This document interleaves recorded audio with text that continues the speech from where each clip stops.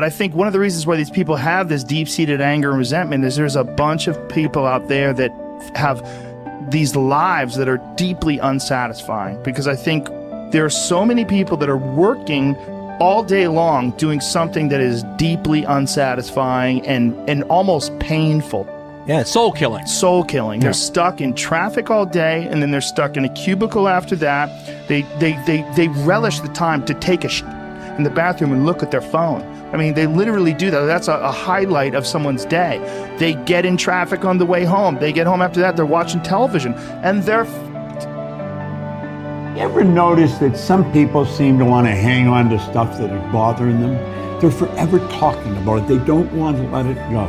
They've had a failure at something and it's grown. They can't get over it. They just can't get over it. Or somebody said something nasty to them. They don't want to let it go. Do you know what we should do? We should ask ourselves, everything that happens, is this serving you? Is this serving you? And if it's not serving you, get rid of it. You don't want anything in your life that's not serving you, that's not causing you to grow, that's not adding to the quality of your life. I don't care what it is. You will find some people, they just hold on to bad stuff. They hold on to problems. They don't want to seem to let it go. And that adds more problems. Whatever you focus on grows.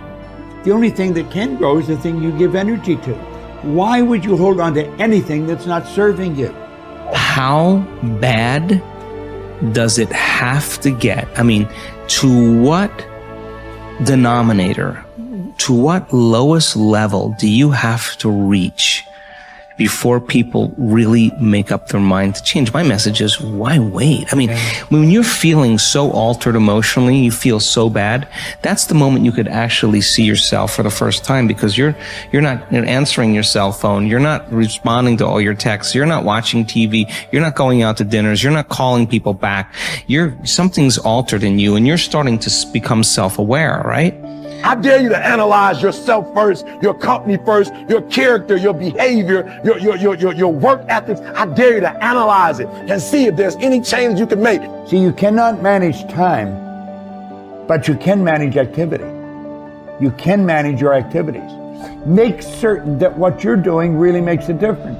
Make certain that you're spending your time on activities that are productive, that are taking you in the direction of your goal. If you think about the person that you want to become, what's that person do every day that you don't do right now?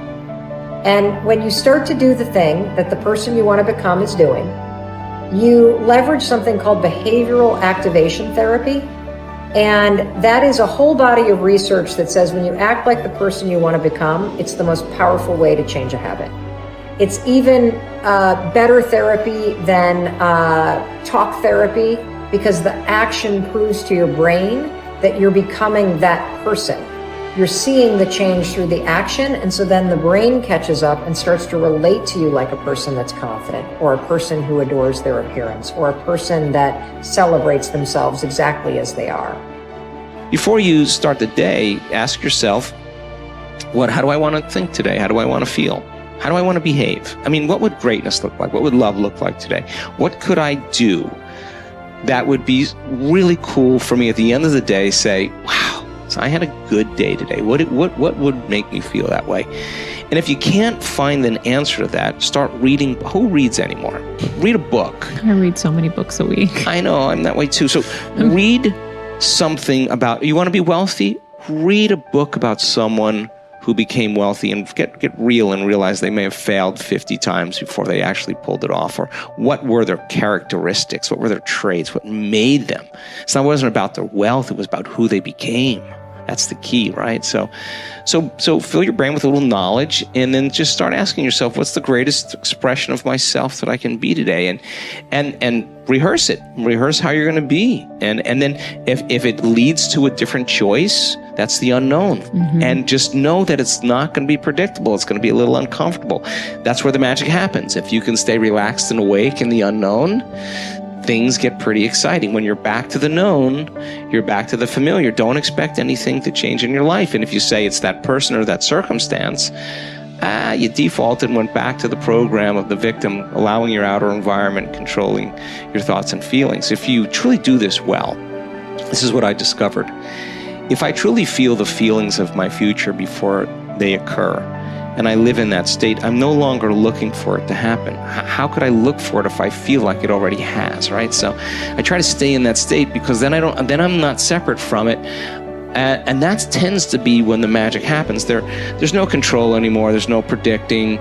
There's no perfectionism. There's none of. All there is just kind of an experiment. Like, I'm experimenting to see if I changed my thoughts and feelings, if my life will change. And that should be the experiment everybody has. And do it with curiosity, and do it with just seeing if the experiment works. If it doesn't, change something else about yourself until it starts to work. Deciding who are we going to be. You know, we shouldn't hope to end up one day a magnificent, strong, beautiful, capable, kind, loving person. We should start living like that today, hopefully, so that we become that. That who we become is not an accident, but hopefully a purposeful intent. That our days and how we approach our days are literally driven by the intention of who we're going to bring. That we bring our character into each of the circumstances of our lives, and by doing that, maybe we can't always direct every circumstance of our life. We can't control everything, but we can certainly control our responses to them. We can certainly dictate who we're going to be in those circumstances, and that helps us achieve our ultimate destiny that we desire, not one that just lands on us. I think the other thing that really comes to people's into their power is when they really discover that, you know, each of our days is something that we can also design. Not just design who you're going to be. How are you going to design your day? What's this day going to be about? What's going to get your attention? What's going to get your focus? And what should not be getting your focus is just your inbox, or just what I call browser blackout, clicking around on all these blue links or images, or swiping here and swiping there, and then losing 4 or 5 hours of your day. Because what ends up happening for so many people is they lose 2 or 3 hours to distraction each day, maybe 4 hours of distraction of television a day. And over the course of their lives, now a decade is gone of opportunity, a decade of missed opportunities to connect with your family, to achieve your dreams, to work a little harder, to contribute that thing you always contribute, to learn that skill that you wanted to learn. Like, we have to decide on our days. We have to design them. We have to wake up and decide what this day is going to be about, what's going to get done, what's going to deserve our focus, who will we reach out to, instead of just responding to everybody else's needs. Look back over your life and ask yourself, what activities, behaviors, or decisions have been most responsible for my success in life to date? You will probably find that less than 5% of the things that you have said or done have accounted for most of the success you have enjoyed. You may find that it was your unique ability to solve a particular kind of problem or to take advantage of a particular type of opportunity. You may find that your special talent was an interpersonal skill that enabled you to influence and persuade other people at a particular time and place. You may find, on analysis, that it was an ability to take charge and accept responsibility for accomplishing a particular goal. Whatever has been responsible for your successes in life to date may be a good indication what you should be doing in the future. Analyze your work based on the measure that I call return on energy. Leaders in every field deliberately apply their talents and energies where they can achieve their greatest return on the amount of energy, mental, emotional, and physical, that they invest in any endeavor. They refuse to take on jobs or work in areas where they cannot perform at exceptional levels. They treat themselves as valuable resources, and they spend their energies very carefully. One of the questions that you might continually ask yourself is this the best possible use of my time and energy?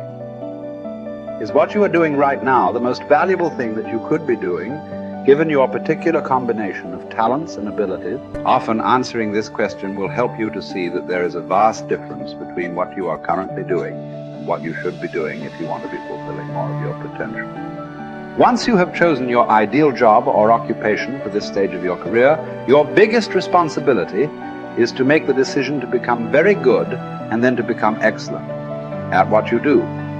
In a lengthy study on successful Americans, the Gallup organization discovered that expertise, or being recognized by your peers as one of the very best in your field, was one of the essential ingredients for success in American life.